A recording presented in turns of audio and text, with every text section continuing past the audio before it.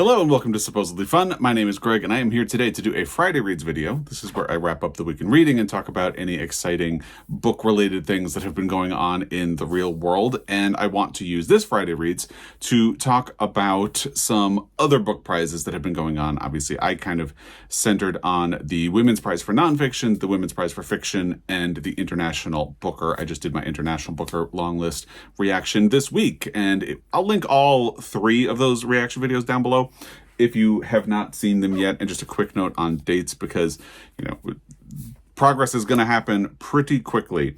We will be getting the shortlist for the Women's Prize for Nonfiction on March 27th, which is coming up, and then we'll get the shortlist for the fiction long list on April 24th, and for the International Booker, we'll get the shortlist on April 9th. So I wanted to take this Friday Reads to talk about some other book prizes that have been going on.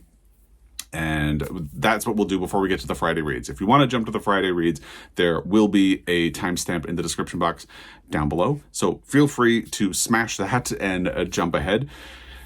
Interesting reading week. We'll get to that in the Friday Reads portion of the video. I did finish 2 books. One of them has a bit of an asterisk, but we'll get to that again. So first, I should acknowledge you don't have Teddy here. I'm sorry. I did get Teddy into my International Booker long list reaction, so at least you had that. But Joel is home from traveling and Teddy is attached to his hip. We're getting some nice weather in Missoula where I live as well. So Teddy is really excited because squirrels are coming out, and he has been just at the window as well when he's not attached to Joel, looking out to see what's happening on the street now that there's a little more hustle and bustle going on. It's still a little cold. Also, I should mention, I am wearing green because St. Patrick's Day is going to be this weekend, and wearing green is what we do. And it's exciting because I am also reading Irish books in the month of March. I'll have my Irish TBR linked down below if you'd like to check that out. So I'm doing a little green on green action. My tattered cover sweatshirt. This is honestly the most comfortable and warm sweatshirt that I own, and I love it because it's a zip up. You don't have to pull it over. I do love a zip up. So if you are ever in tattered cover, or you could probably order this from their website. If you're looking for a hoodie, I highly recommend this one.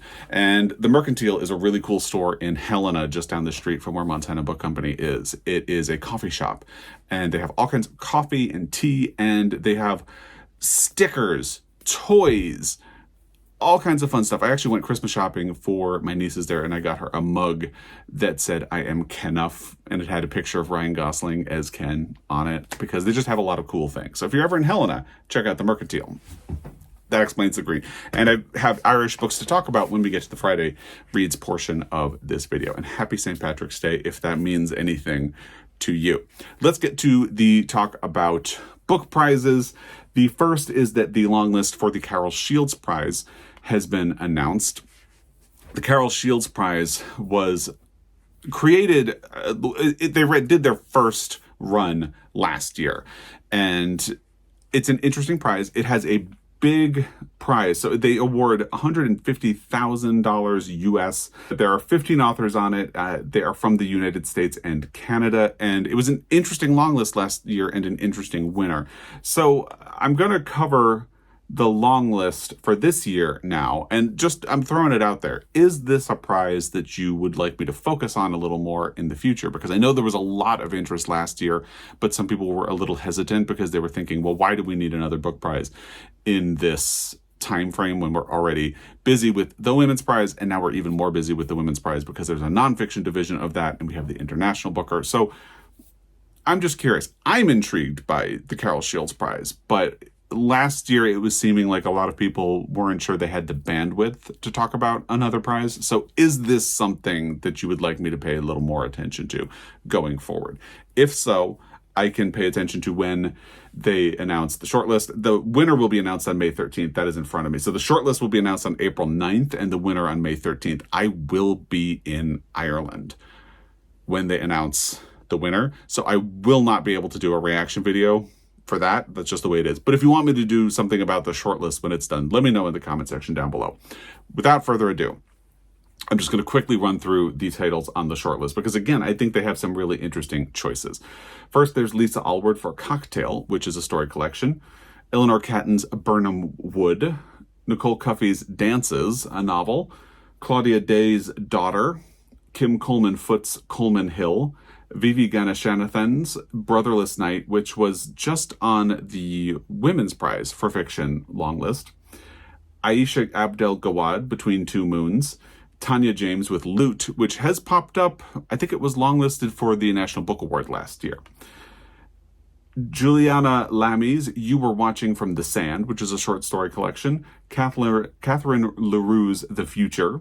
Rebecca Mackay's I Have Some Questions for You. Rebecca Mackay, of course, was a Pulitzer Prize finalist for The Great Believers and released I Have Some Questions for You last year. I've heard some mixed things about that book, but interesting. And I was a fan of The Great Believers.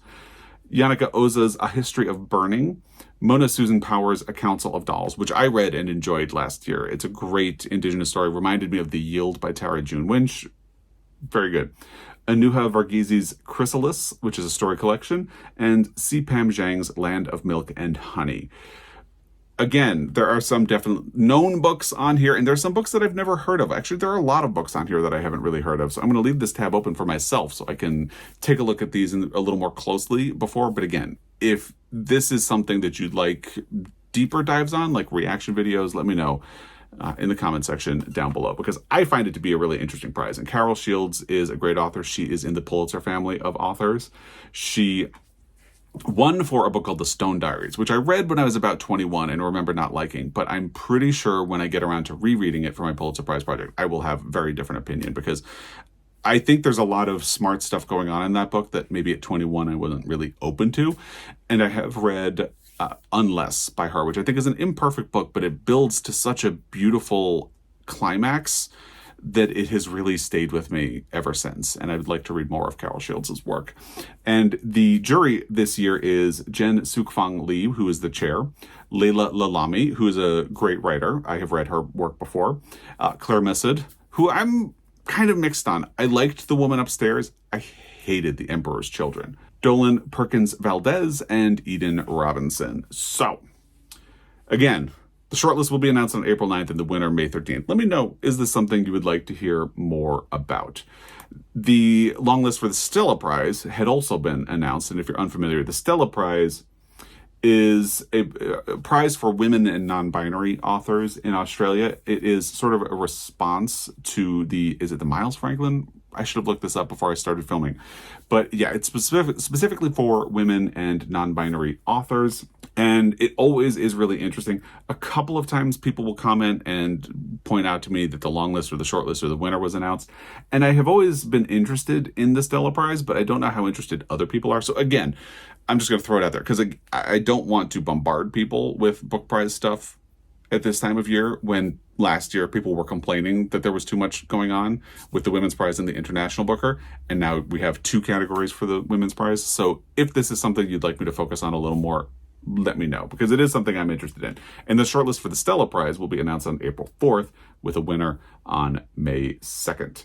The long list for that is Praiseworthy by Alexis Wright, She is the Earth by Ali Cobby Eckerman, Feast by Emily O'Grady, Abandon Every Hope, Essays for the Dead by Haley Singer, The Hummingbird Effect by Kate Mildenhall, Body Friend by Catherine Braben, The Swift Dark Tide by Katya Ariel, West Girls by Laura Elizabeth Willett, Graft, Motherhood, Family, and a Year on the Land by Maggie McKellar, Eden Glassy by Melissa Lukashenko, Hospital by Sanya Rushdie, and The Anniversary by Stephanie Bishop. So the tricky thing, and the reason I haven't really focused on the Stella Prize before, is that since it's Australian and I'm in the US, and most of the people who subscribe to my channel and watch my channel are in the US, I haven't heard of any of these books, which is fun for me. That's one of the reasons I like kind of paying attention to this, but I don't think it's so fun for everybody else. So that's where I kind of would like feedback from you, if this is something you would like me to pay attention to a little more closely in the future. Because it's interesting to find books that you didn't know about and authors you didn't know about, but there is also that barrier where sometimes those books are not available in the United States. And given the fact that there aren't really any books on this list that I'm familiar with, and I think a lot of you might not be familiar with too, maybe it's not as exciting. I don't know. That's kind of the wall I've been hitting with the Stella Prize, which, again, established in 2012, the Stella Prize celebrates the best fiction, nonfiction, and poetry by women and non-binary writers from Australia. So let me know if that's something you would like to hear a little more about. And then the final book prize thing is that the judges for the 2024 National Book Award for Fiction were announced, and I just want to run through those really quickly. So Jamie Ford is on the jury, and Jamie Ford lives in Montana. I don't know if he's originally from here, but most recently wrote a book called The Many Daughters of Afong Moy, which I've heard a lot of really great things about. Before that, had written Hotel on the Corner of Bitter and Sweet, which I've also heard really good things about. So I haven't read any of Jamie Ford's books yet, but very excited to see them on this list. Nice to have a Montana author representing on the jury for the National Book Award. The chair for the National Book Award for Fiction this year is Lauren Groff, who I have faced out on my shelf right here with Matrix, which is honestly a fantastic book if you haven't read it. My elevator pitch for Matrix is that it is about a lesbian girl boss nun in the 1200s. What more do you need? I was a little more muted on The Vaster Wilds, which is the second in it's a sort of trilogy. Really, they're just conceptually linked. The plot doesn't really lead from one to the other, but they are about women in history. The idea is that you have Matrix about a woman in the 1200s, and that The Vaster Wilds is about a woman in the 1600s. And I believe the next installment in this conceptual trilogy will be set more contemporary in terms of time. I don't know if it will be like exactly present day or a little bit in the past, but that's the idea I heard when The Vaster Wilds was released last year. But so she's the chair, which is really exciting. Then you have Zane Jukadar. I have read The 30 Names of Night, was just okay on it, but really excited to see them on this list as well. And then there are two people I'm less familiar with, Chawa Maganya and Reginald McKnight. So I'll have a link to the jury announcement down below if you'd like to see who is on it. Submissions are also open, so that's exciting. And I also released dates. So the long lists for the National Book Award will be announced from September 10th through 13th, because they have multiple categories. So they do like one or two per day. And I don't know where fiction will fall in that lineup, but September, basically, we'll be getting the long list. And then October 1st, we'll get the finalists. And then the award ceremony will be on Tuesday, November 19th. There's a big gap between the finalists and the actual prize ceremony, because they do a lot of events with their finalists between the announcement and the actual ceremony. Like they do readings and a whole bunch of things. It's kind of fun. So I'm sorry, the reading is on November 19th. The ceremony is on November 20th, which is a Wednesday. So if you would like, you can mark that in your calendar. And then before we get into the Friday Reads portion of the video, I just wanted to quickly highlight two books. So I've been trying to highlight some books in shorts that I might not feature in book hauls, or books that are coming out and things like that. So I decided to include one of them here because I haven't done a short and I don't know if I will. I just found a really cool copy of Frankenstein by Mary Shelley at my local used bookstore about a week ago. And I kind of want to show it off because I don't know if I'll include it in a Friday Reads, because I purchased it mostly as a collectible thing, but this is just a really beautiful edition. You don't really see books that have this actual like cloth hardcover anymore, and just beautiful detail on it as well. And this is illustrated. And I believe this edition comes from 1934. Let me see what the copyright is, and then I could tell you. So this edition is copyright 1934 by the Limited Editions Club for the George Macy Companies. And let me find one of the illustrations that is in the book. Here's one. Here's what the chapters look like, which is also pretty. And here is an illustration. Just a really beautiful edition of the book that I found. Let me find at least one more illustration that I can show you. I don't think all of them are in color, but this one is as well. So just a beautiful edition of the book. And then I also wanted to highlight, so I have a friend who works at Knopf, and they sent me the new Joseph O'Neill book that's coming out in June. I mentioned that in a short, so check out the short if you haven't seen it. I will also talk about that one and this one in my book haul. But I wanted to highlight this because it's pretty, a memoir by K.B. Brookins. And I had not heard of this book. It is coming out in the month of May. And I just hadn't heard of it, and it sounds really good. And it is immediately on my pile of possibilities for Pride Month, because it is a memoir about beauty and the toxicity of Black masculinity from a transgender perspective. And let me tell you how quickly that grabbed my attention. So I just wanted to highlight that and mention it. I will have a link to that book and any other book that I talk about in this book haul down below with an affiliate link. So if you use the affiliate link to bookshop.org, you help me out. Otherwise, you can use your local independent bookstore or any independent bookstore, because you don't have to live near them. Again, I'm wearing a tattered cover today, and you can do that, or you can request the title from your local library if they don't already have a copy. It's a good thing to do. And I think that's everything that I would want to talk about before we get to the actual Friday Reads portion of the video. So let's do that. But again, I would love your feedback on any of those prizes and other book prizes you'd like. I know the Jalak Prize just announced its, I think, long list. So let me know if you are at capacity with book prizes, or if you're interested in others, because, you know, the Pulitzer's coming in May, and I am trying to work on my finalists, or my predictions. So I do also have that in the mix. But anyway, Friday Reads, let's get to that. So I finished 2 books, as I said. The first book that I finished was Mrs. Quinn's Rise to Fame by Olivia Ford. This is the exception to my Irish reading in March, because Joel listened to this on audio at the end of February and absolutely loved it. And he loved it so much that I felt like I wanted to read it right away so he and I could talk about it. And he did kind of want to talk about it, but not until I had read it. So I decided that I would start March off with Mrs. Quinn's Rise to Fame on audio, and then focus the rest of the month on Irish books. And so that's exactly what I did. So I listened to this on audio, and I think I'm just as enthusiastic about it as Joel. It is a very warm, comforting, cozy, sort of cinnamon bun-ish book, but it's also got a very serious side that kind of keeps you from feeling like, you know, when you eat too much sugar, you get a little bit of a pain. It doesn't do that. So the premise is that you have this woman, Jennifer Quinn, the one whose name is in the title. She is 77 years old, and she is a big fan of a fictional TV show called Britain Bakes, which is obviously a stand-in for the Great British Bake Off. She's a big fan of it, and she loves to bake. It's been her big passion for a long time in her life. But she is also starting to think that, you know, she's 77, she doesn't know how much time she has left, and she feels like she hasn't ever done anything for herself, or built anything for herself. She's always been, you know, a housewife, and they don't have kids, so she feels like she doesn't have anything to leave behind. So she decides that she will apply for the show. And she gets on. So it's about her journey, first working up the courage to apply for the show, and then her journey as it goes through the show, and possibly a little bit even beyond the end of filming the show.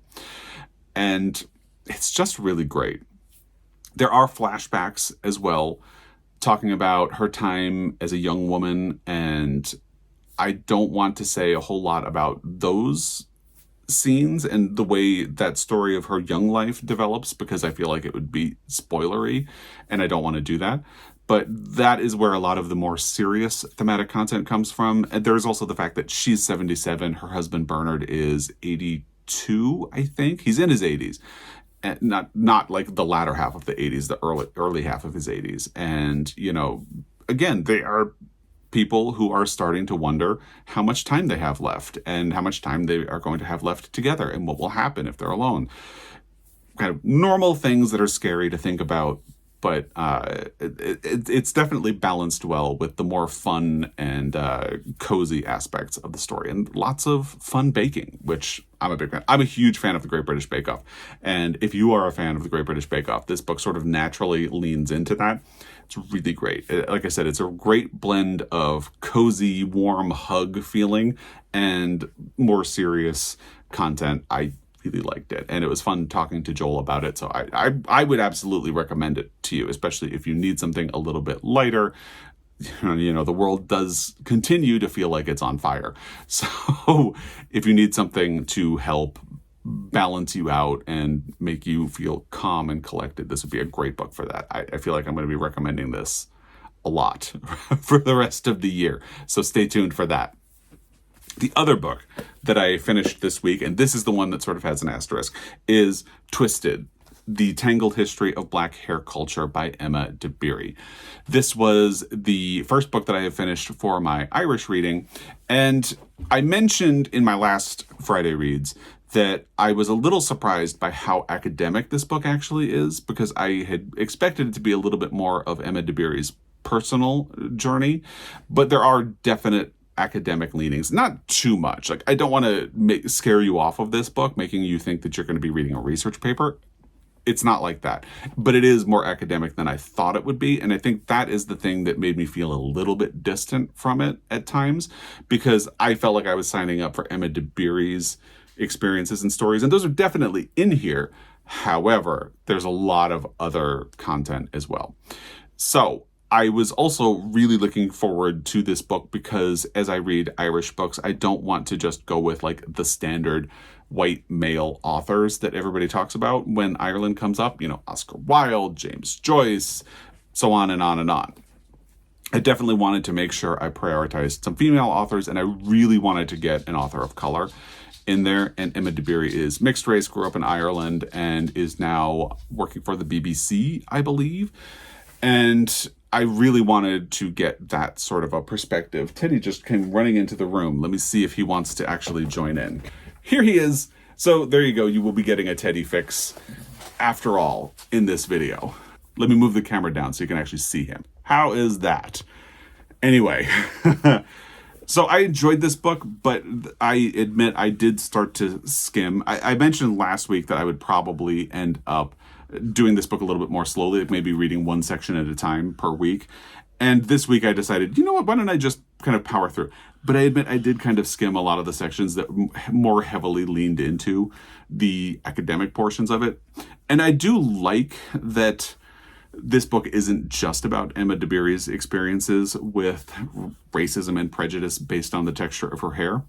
She talks about this as a worldwide phenomenon and a historical phenomenon, something that has been going on for a very long time and which continues to go on. And she talks about how she notices if she adopts a hairstyle that is more stereotypically white, she is treated better by people. And the second she does something that is more stereotypically black, she is treated differently.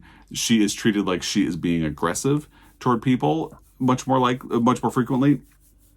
And it is very poignant to get her experiences. I think the only complaint I had, which is not a fault of the book, is that I was picking this up very specifically for a perspective on Ireland, because I'm going to be going there in May. And this book is not really that. It's much more looking at globally, but her experience is much more Irish. So it's not a fault of the book. It's a fault of what I wanted to get out of it more than anything. But I would definitely recommend this book because it is very interesting. And she really brings the receipts to show you that this is not just something that she has experienced. This is something that is a real phenomenon that happens to people. And it is something we should learn to do better about. So I really appreciated it for that. But I do admit I kind of skimmed a little bit. What have I been working on? I had started Angela's Ashes by Frank McCourt on audio as soon as I finished Mrs. Quinn's Rise to Fame, and I am almost halfway through. I am listening to this I could do like 1.2 speed on this, but I don't really like to go faster than that a lot of the time, and I definitely don't want to do this because Frank McCourt reads it, and it's so wonderful hearing him read the audio because first of all, you get to hear it in his voice with his intonation, and he definitely is a great storyteller, so it's really nice to hear him. But also, occasionally there are songs, and he sings the songs, and that's really nice.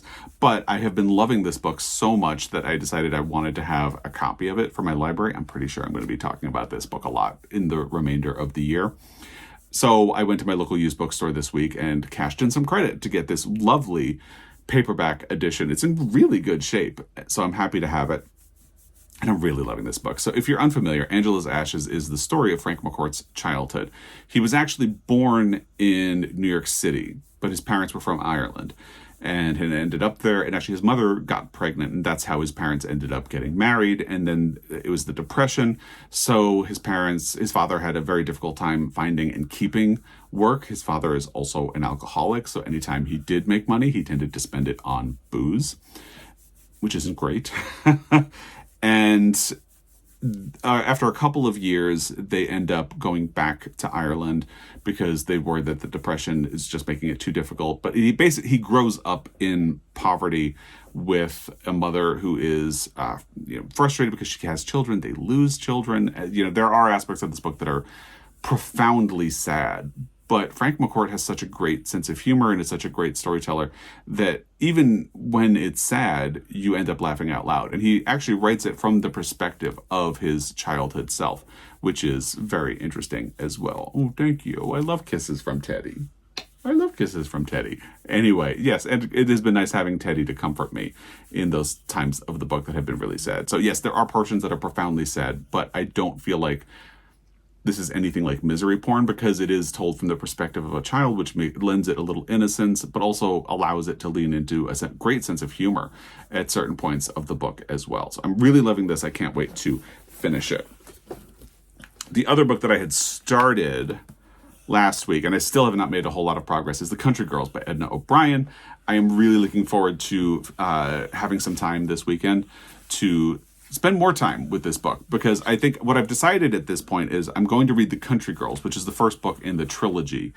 And then I'm going to allow myself to pivot to some other Irish books that I want to get into in the month of March. But I want to hold on to the library book, and hopefully by the end of the month I can return and finish at least one of the other books in the trilogy. I just want to make sure I cram in as many Irish authors as possible. So I just made it 50 pages into this book at bedtime last night. I think Teddy would like to go down. So we're going to let him go. Say bye-bye. Bye-bye. There we go. And I moved the camera back up. Anyway, so I'm really looking forward to getting into this. I think The Country Girls is only like 175 pages. So once I actually have time, I should be able to get through it really quickly. I had mentioned in my last Friday Reads that we were going to Helena. Not only did I end up not really having a whole lot of reading time while we were in Helena, I forgot my book. When I was packing so we could leave for the weekend, I put The Country Girls on the bed next to my bag, and then I grabbed the bag and forgot to grab The Country Girls. Oops. And then when we got home, I decided kind of spontaneously to allow myself to focus on Twisted. So that is kind of the way that went, and that's why I haven't gotten very far. And then the week has been a little busy. Work has been a little lighter, but just other things have been going on. So I haven't had a whole lot of time. And when we have gone to bed, I've usually been tired enough that I might read one chapter, and the chapters are usually like 5 pages long, and then go to bed. So I'm looking forward to having some time with The Country Girls this weekend. And then I keep going back and forth and like all over the place with what my next books will be. I feel like I'm allowing myself to go through Angela's Ashes slowly because I'm enjoying Frank McCourt's reading of the book. And then when I finish The Country Girls, I am all over the place with what my next book will be. So I feel like once I actually finish, I'll have to decide what it is, but we'll see what that ends up being. That's everything for me for this Friday Reads. I would love to hear what you've been up to, what you've been reading, watching. Did you watch the Oscars? Did you enjoy the Oscars? I'm a fan, so I thought it was a great ceremony. I have some quibbles with a couple of the winners. I really wanted to see Lily Gladstone win, not just because she's from Montana, but because I thought that was a really great performance. Anyway, let me know what you thought in the comment section down below if you have an opinion. As always, I really appreciate your time, and I will be back. Until next time, happy reading.